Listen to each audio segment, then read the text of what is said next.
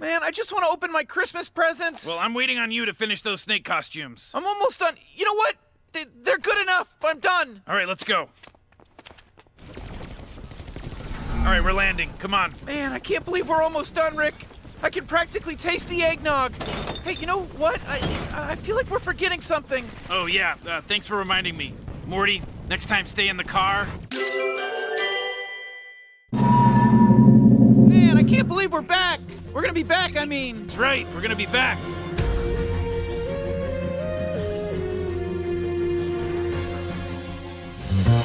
The Space Snake episode has been around for seasons. It was an idea we couldn't quite crack in season 3. We always knew how the episode was going to start. We love the idea of like getting a flat tire in space. It's always fun to do terrestrial things in a dumb sci-fi way. And we're laughing at how dumb it would be to see a little snake in like a little astronaut suit made for snakes. You know, like what is it doing out there? You know, it's like the dumbest thing ever. They're gross little holdovers from when we evolved from worms. My appearance is designed to be familiar and put you at ease. We didn't know it was going to be like a sort of time travel-y, like Terminator-y thing. That was the thing that turned it into a full episode for this season. Like we never had that before.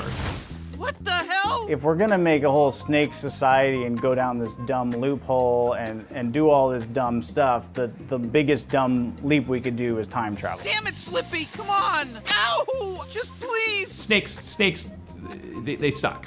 They're not supposed to have space programs. They're not supposed to live and dominate a planet. However, if they do, there is one artifact of it that makes it all worth it. Snake jazz. It's my jam. Hey man, Merry Christmas.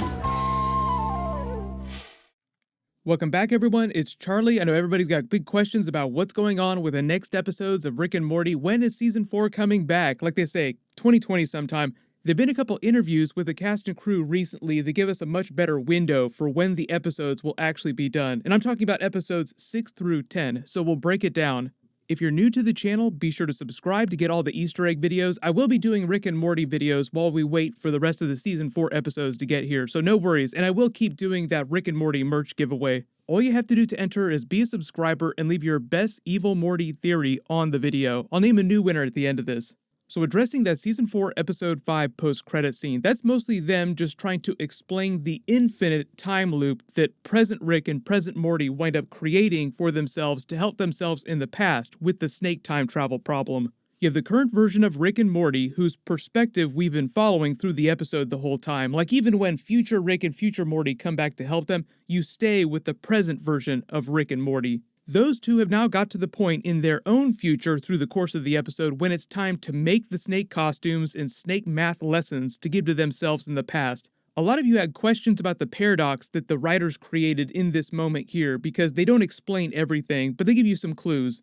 When they walk into the house at the end of the episode, their future selves come back to make fun of them because now it's their turn to do all the heavy labor. Haha, we get to go have eggnog and do Christmas stuff while you guys have to do all the dirty work. The present version of Morty is like, why are you being so mean? Why do you have to be a dick about it? And the future version of Morty says, well, you know, we don't, but the other versions before that did this to us just a little while ago, they were mean to us, so now we're gonna be mean to you, implying that this isn't the first time loop. So this is where everyone started to get confused. Like, wait a minute, how many time loops has this been through? Which version are we on right now? Thus, the paradox that the writers created, because you don't know where you are in this loop. Are we on the first loop? Are we on the 10th loop? The 15th? How many? It's a phenomenon like those episodes of Rick and Morty where you're not sure if you're following the actual, real version of C-137 Rick and his version of Morty. Like, wait a minute, which version of Rick and Morty are we following around this entire time? So we'll call the versions that we've been following the entire episode Rick Prime and Morty Prime, the original versions for all intents and purposes, even though that's technically not confirmed.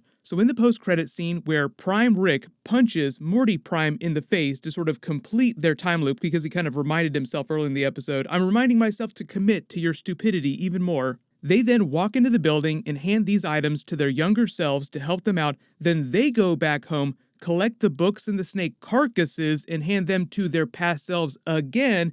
Then it becomes their turn to be dicks to their younger selves as they go then and have eggnog and do fun Christmas stuff, while their other past selves have to do all the heavy lifting now.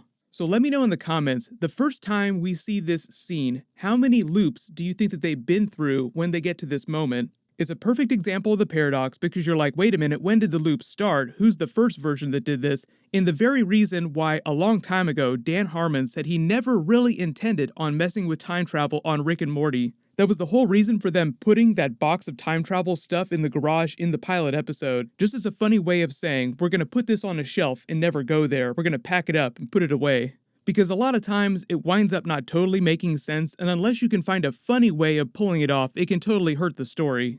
In the case of this episode, though, I think the out that they gave themselves is when future Rick and future Morty start making fun of present Rick and present Morty here. They start talking about how much doing all this work sucks, they don't want to do it. It's the writers winking behind the camera saying figuring out how to do time travel in episodes, them figuring out scenes like this is a ton of work and kind of sucks, and they don't really want to do it. But as they say during the Inside the Episode promo, they committed to the Terminator parody, and that meant that they had to do time travel, and since they had to do it, why not do it in the most ridiculous way possible? Which is why throughout the episode, Rick is constantly calling out time travel tropes and breaking the fourth wall, saying that this time travel story sucks and he wants out of the episode.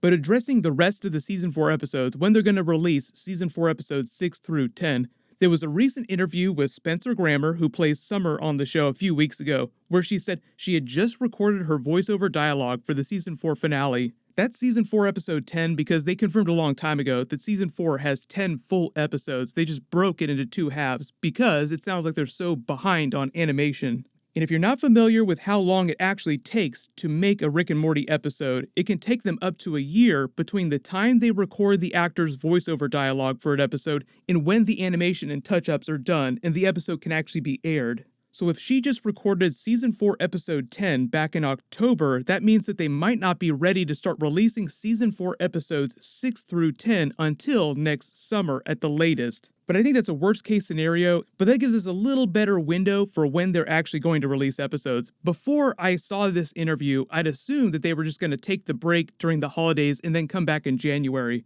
but they haven't said anything about it since then.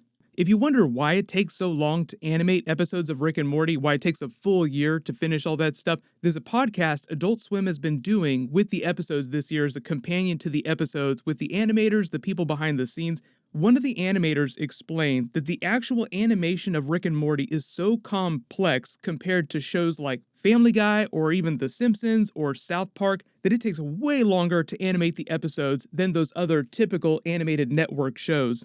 But as far as what the actual stories of the rest of the 5 episodes during Season 4 are going to be, there's the Interdimensional Cable 3 episode, which Justin teased a while ago. He was actually in a recording booth when he was teasing this. There's a special Beth episode that they talked about back at Comic-Con, and then there's still the big Season 5 Evil Morty end credit scene tag that they talked about back at Comic-Con as well. So because we didn't really see that during Episode 5, I'm assuming that they're talking about Season 4 Episode 10. This is the clip of that. I've talked about this in a couple episodes so far, but they hype it up big time.